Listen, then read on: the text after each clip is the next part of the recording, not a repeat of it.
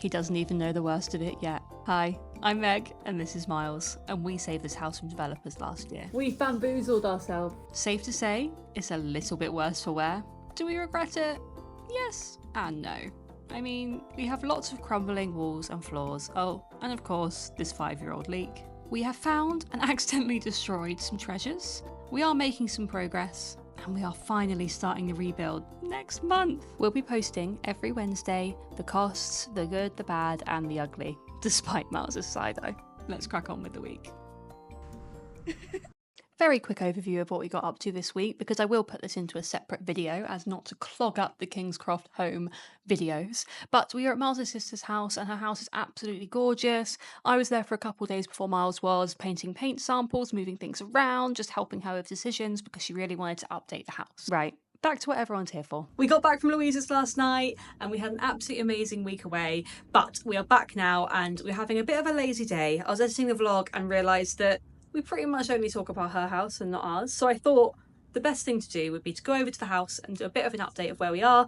We've made some really good progress this week and I thought visually it would be good to see it in real life. I'll see you at the house. Not huge amounts has changed since last week, but we've just tweaked it and we have actually really excitingly got the architect's plans back.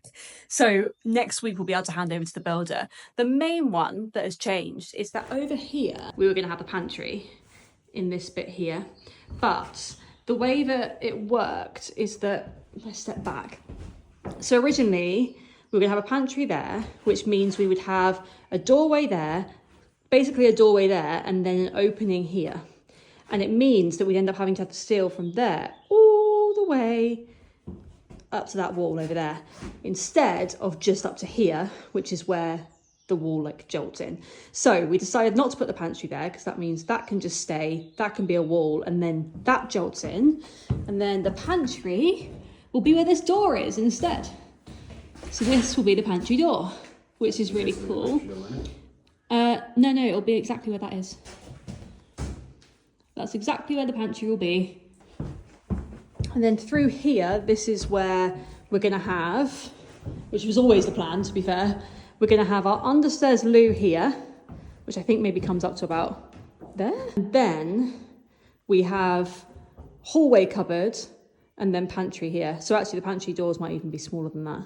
It's quite long, isn't it? I actually think the toilet's quite low down. So the loo's probably up to like here. And then we have a door for a cupboard in the hallway. And then on the other side of that, we have the pantry. But to be honest, all of this is now going to be stud work.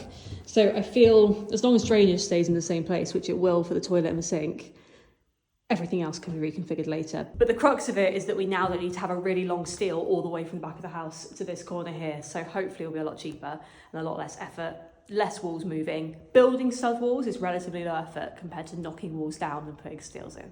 So that's the first thing. Second thing I wanted to talk through is that our architect also suggested something that we said no to in the end. And I do think it could have worked. It just didn't sit right with me. So I thought that we would stick with the way we're doing it now. His idea was, instead of having the loo here and then cupboards, he was going to swap it to have cupboards here and then the loo at like a higher height, and then you wouldn't have as much problem. But I actually thought, considering this is just a downstairs toilet, I think the loo will be sat like here.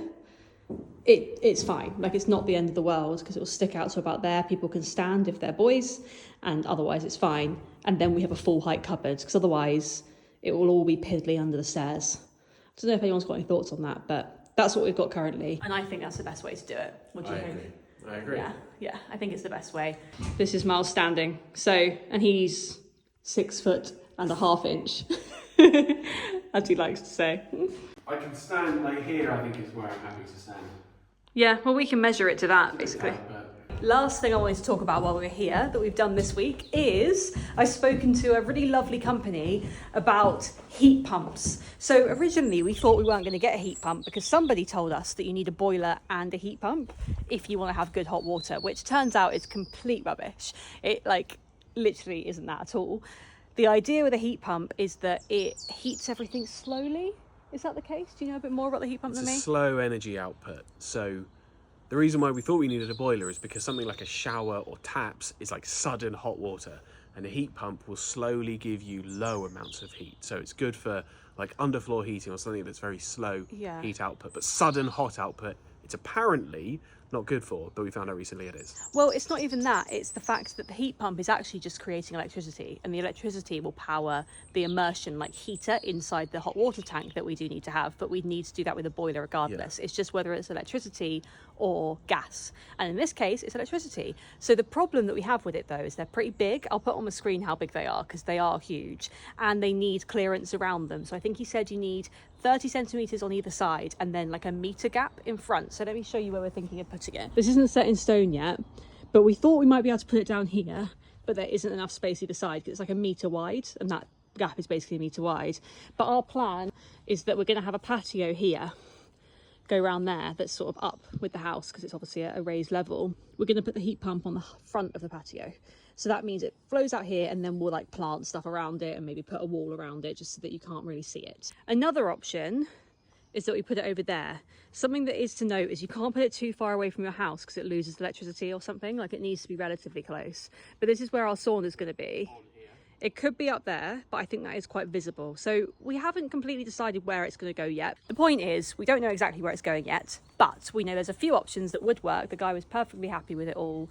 It doesn't have to be exactly on the house, it just has to be quite nearby. So that's why the patio, or maybe behind where the sauna will be, works quite well. But as we move through this process, I'll keep you updated because he said we can come round and really lock that sort of stuff in when we do it. The other thing actually that I've just remembered that they also do is, one, they do the underfloor heating. We're working out whether it's cheaper to go with them or our builder. But we are also going to get solar panels and a battery because we're going to have 2 electric cars once we move in here. So it's really, really helpful for us. And it's something that Miles has always wanted. So we're doing that with them too. We might go with a different company, but they're quoting for it. So that's really exciting. And I'll keep you in the loop about anything with that because we have not heard anything yet. I don't know how that works or what's going on there. If anyone's got any tips on solar and batteries, then please let me know. That'd be great. AF. We really want to be eco if we can. Tricky, but doable. But something else with the heat pump is that obviously this house is falling apart. And the first thing they ask you on the phone is, how old are your windows? What's your heat rating? Blah, blah, blah, blah. We're insulating the whole thing top to bottom. We're insulating under the floors. We're redoing the insulation in the walls. We're redoing all of the windows, and we're insulating the loft, which means we can get it. You can't get a heat pump if you're in an old property that has any of those sort of problems. So that's just something to bear in mind. We'll leave you with the sound of all the birds in our garden, and tune in next week to hear a bit more about what's going on over at Kingscroft. Yeah, I don't know if you guys will be able to hear it as well as we can, but there are so many birds. You can really tell that we're a bit more out of town. Do you know what I've just noticed actually, that I will still show you? The Acer is getting leaves. Can you see? I don't know if you'll be able to see that. It's raining now. I think we're going to end it there. Hope you enjoyed the vlog, and please subscribe. Do comment if you want to see anything, and we'd love to hear from you if you have anything that you want to say. Like, comment, subscribe, ding the bell. Bye.